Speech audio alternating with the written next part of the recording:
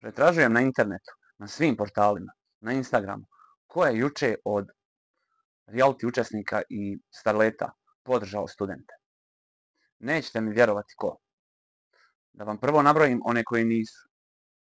Nisam vidio da ih je podržala Alex, pobjednica Zadruge 6. Nisam vidio da ih je podržala Kija, pobjednica neke tamo zadruge.